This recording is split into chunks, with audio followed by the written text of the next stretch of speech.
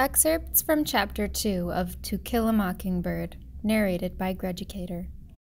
Dill left us early in September to return to Meridian. We saw him off on the 5 o'clock bus, and I was miserable without him, until it occurred to me that I would be starting to school in a week. I never looked forward more to anything in my life. Before the first morning was over, Miss Caroline Fisher, our teacher, hauled me up to the front of the room and patted the palm of my hand with a ruler, then made me stand in the corner until noon.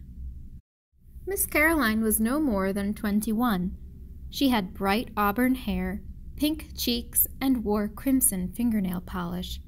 She also wore high-heeled pumps and a red and white striped dress. She looked and smelled like a peppermint drop.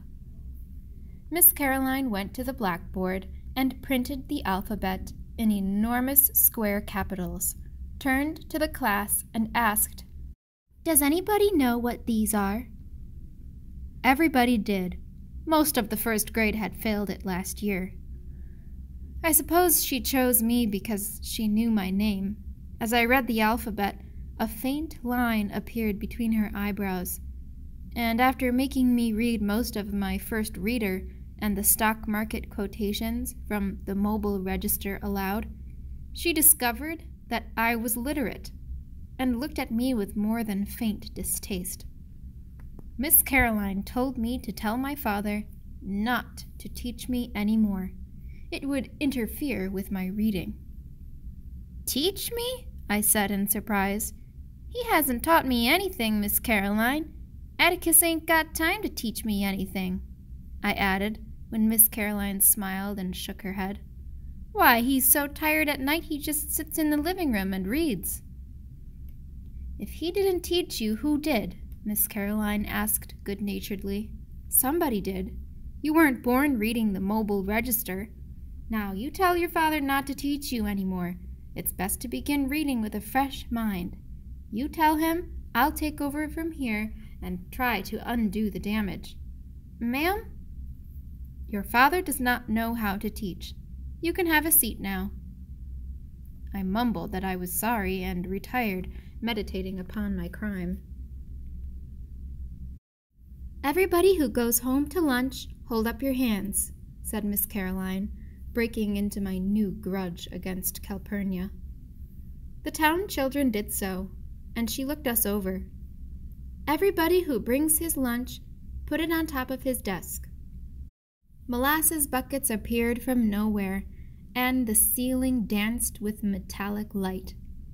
She stopped at Walter Cunningham's desk. "Where's yours?" she asked. Walter Cunningham's face told everybody in the first grade he had hookworms. His absence of shoes told us how he got them. People caught hookworms going barefooted in barnyards and hog wallows. If Walter had owned any shoes, he would have worn them the first day of school, and then discarded them until midwinter. He did have on a clean shirt and neatly mended overalls.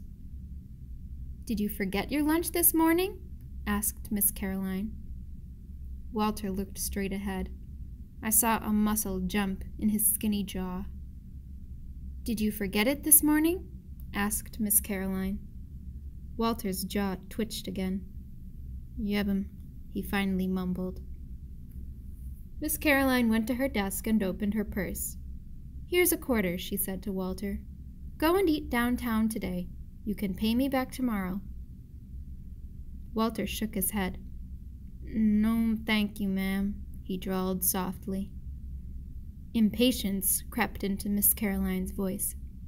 "Here, Walter, come get it." Walter shook his head again. When Walter shook his head a third time, someone whispered, "Go on and tell her, Scout." I rose graciously on Walter's behalf. Miss Caroline?"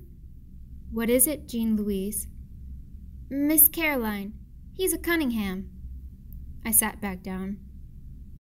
"What, Jean Louise?" I thought I had made things sufficiently clear. It was clear enough to the rest of us. Walter Cunningham was sitting there lying his head off.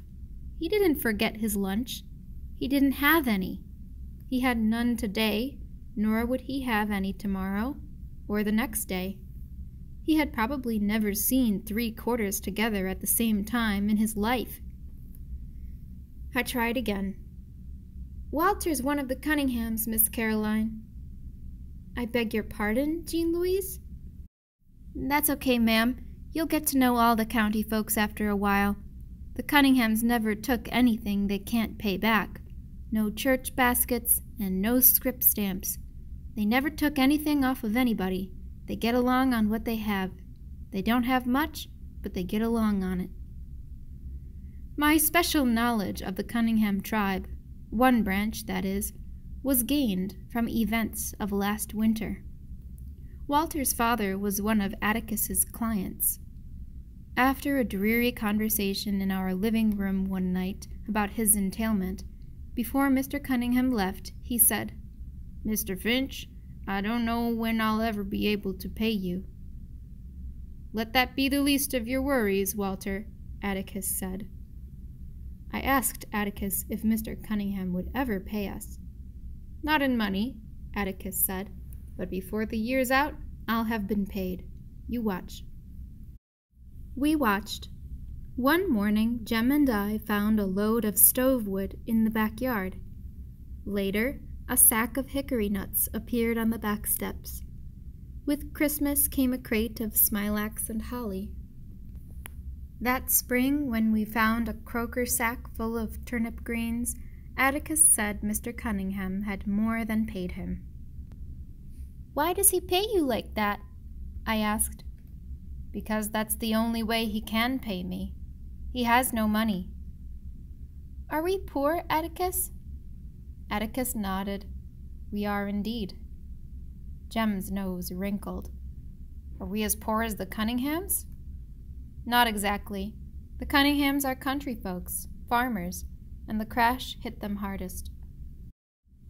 If I could have explained these things to Miss Caroline, I would have saved myself some inconvenience and Miss Caroline's subsequent mortification, but it was beyond my ability to explain things as well as Atticus. So I said, "You're shaming him, Miss Caroline. Walter hasn't got a quarter at home to bring you, and you can't use any stove wood." Miss Caroline stood stock still, then grabbed me by the collar and hauled me back to her desk. "Jean Louise, I've had about enough of you this morning," she said. "You're starting off on the wrong foot in every way, my dear. Hold out your hand." Miss Caroline picked up her ruler, gave me 6 quick little pats, then told me to stand in the corner. A storm of laughter broke loose when it finally occurred to the class that Miss Caroline had whipped me. When Miss Caroline threatened it with a similar fate, the first grade exploded again, becoming cold sober only when the shadow of Miss Blount fell over them. Miss Blount, a native Macomian as yet uninitiated in the mysteries of the decimal system, appeared at the door, hands on hips, and announced, "If I hear another sound from this room, I'll burn up everybody in it. Miss Caroline, the 6th grade cannot concentrate on the pyramids for all this racket."